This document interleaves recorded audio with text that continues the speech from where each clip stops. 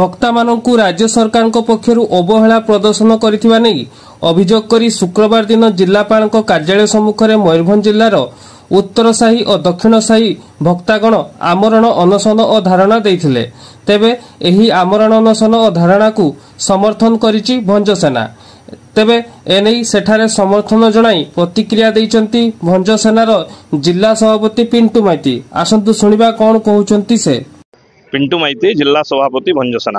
देखो आम जिलार ऐतिह्य परंपरा को बचाई रखा भंजसेना सब प्रचेषित कौन प्रकार कौन परिस्थिति आम ऐतिह्य परंपरा को नष्ट करने दिजाऊनी। आज जो भक्ता भाई मैंने जो बस अनशन उत्तर साही और दक्षिण साही से जो जेन्युइन जो डिमांड देते निश्चित भाव जेन्युइन डिमांड। देखो सरकार जो चैत्र पर्व पालन कर भक्ता बिना से पर्व पालन किसी माने रखेनि। मुख्य ये माने जो उड़ा पर्व रही परंपरा राजतंत्र अमल रही आज जिला प्रशासन माने खामख्याल नीति जो नष्ट होगा बसचे।